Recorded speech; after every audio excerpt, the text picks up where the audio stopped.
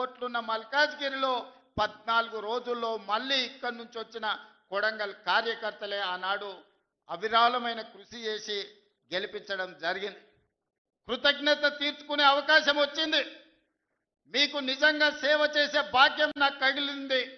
ఈ రోజు నేను అనుకుంటే ఏదైనా చేయగలిగిన స్థాయిలో మీ ఆశీర్వాదంతో నేను ఉన్నా. ఇంతకంటే పెద్ద పదవి వచ్చేది లేదు, ఇంతకంటే మంచి అవకాశం దేవుడు ఇచ్చేది లేదు.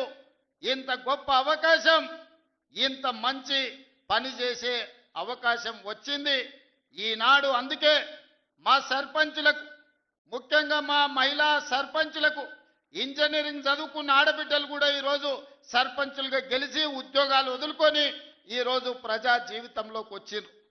వాళ్ళందరికీ నా సూచన ఒక్కటే, మీ గ్రామానికి ఏం కావాలనో మీరు ప్రణాళికలు సిద్ధం చేసుకోండి. ఈ వేదిక మీద నుంచి రాష్ట్రంలో గెలిచిన 12,706 మంది సర్పంచులకు నేను సూచన చేస్తున్నా, ప్రత్యేకంగా స్పెషల్ డెవలప్మెంట్ ఫండ్ చిన్న గ్రామాలకు 5 లక్షలు, పెద్ద గ్రామాలకు 10 లక్షలు యథావిధిగా మీ గ్రామాలకు వచ్చే నిధులు కాకుండా స్పెషల్ డెవలప్మెంట్ ఫండ్ ముఖ్యమంత్రి నిధి నుంచి మేజర్ గ్రామ పంచాయతీలకు 10 లక్షలు, చిన్న గ్రామ పంచాయతీలకు 5 లక్షలు నూతన సంవత్సరంలో మీకు ఇచ్చే బాధ్యత నాది అని ఈ వేదిక మీద నుంచి తెలియజేస్తున్నా.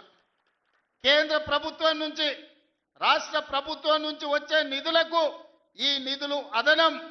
ఇవాళ మీరందరూ గ్రామంలో ఏదో చెప్పి ఉంటారు, ఎన్నికలకు పోయినప్పుడు ప్రభుత్వం నుంచి వచ్చే నిధులు మీకు సరిపోకపోవచ్చు, లేదా మీరు ఏదైనా ప్రత్యేక మాట ఇస్తే ఆ మాట నిలబెట్టుకోవాలంటే మీకు కష్టం అవుతుండొచ్చు.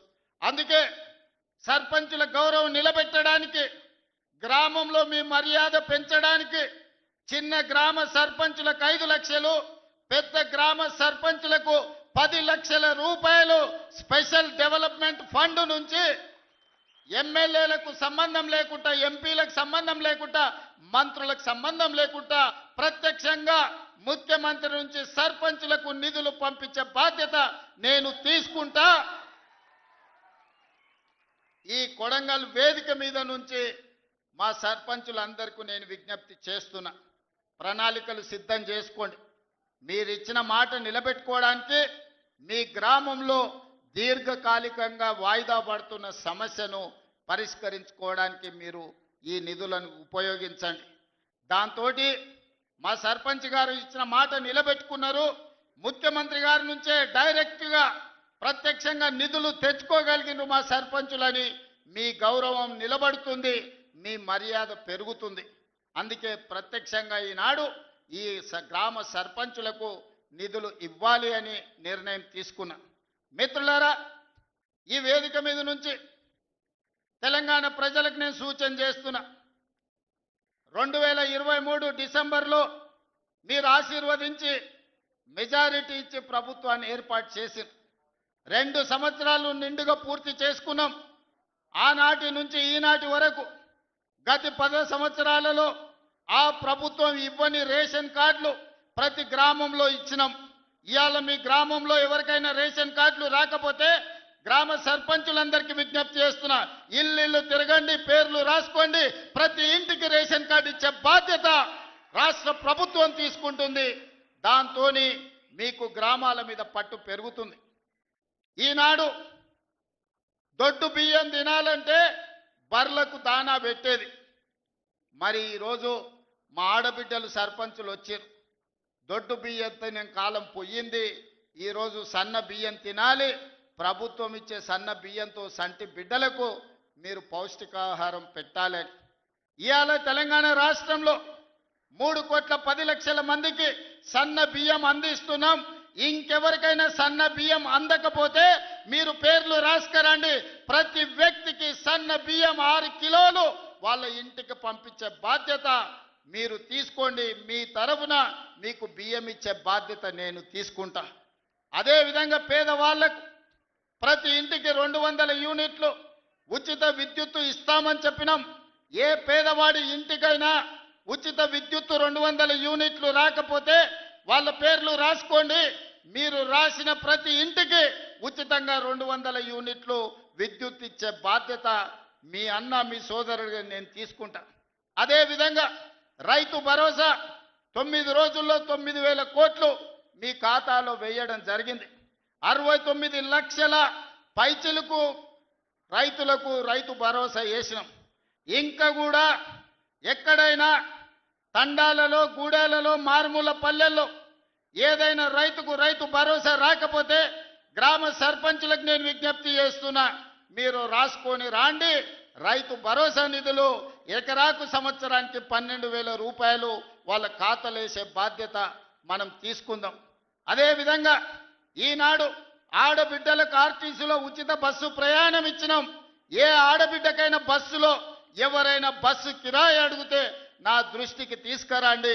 ఆ కండక్టర్కు డ్రైవర్కు చెప్పండి, ఒకవేళ కిరాయి పైసలు ఎక్కడైనా అడిగితే మా అన్నకి చెప్తాం, మా అన్నకి చెప్తే నీ నౌకరు ఊడుతుందని వాళ్ళకి చెప్పండి ధైర్యంగా. ఎక్కడి నుంచైనా ఎక్కడికైనా వెళ్ళండి. అమ్మగారింటికి పోతారా, అమ్మవారిని దర్శించుకుంటారా, శ్రీశైలం మల్లన్న దగ్గరకు పోతారా, యాదగిరిగుట్ట లక్ష్మీ నరసింహస్వామి దగ్గరకు పోతారా, లేకపోతే భద్రాచలంలో ఉన్న రాముల వారిని దర్శించుకుంటారా, తొందరలోనే సీతక్క దగ్గర సమ్మక్క సారలమ్మ జాతర జరగబోతుంది, మీరు ఆ జాతరకు పోతారా, బోనాలకు పోతారా? మా ఆడబిడ్డలు ఎక్కడికి పోయినా పండగనే మీరు పండగ చేసుకోండి. మీరు పోయి గుళ్ళ దర్శనాలు చేసుకోండి, అమ్మను పలకరించి రండి. నెలకు 2 సార్లన్నా మీ కన్న తల్లిదండ్రులను పోయి పలకరించి రాండి. అదేవిధంగా ఈనాడు 1,000 మంది ఆడబిడ్డలకు 1,000 చీరలు పెట్టాలి. ఈ చీరలు కాదు, ఈ చీరలు మీ సోదరుడిగా ఇదొక్కసారే ఈనాడు పెట్టే ఇందురమ్మ చీర మా ఆడబిడ్డలకు సారే అని చెప్పిన గ్రామీణ ప్రాంతాలలో 65 లక్షల మంది ఆడబిడ్డలుండ్రు, పట్టణ ప్రాంతాలలో 35 లక్షల మంది ఆడబిడ్డలుండ్రు. వాళ్ళందరికి 1,000 మందికి 1,000 ఇందిరమ్మ చీరలు ఇవ్వాలని పెట్టుకున్నాం.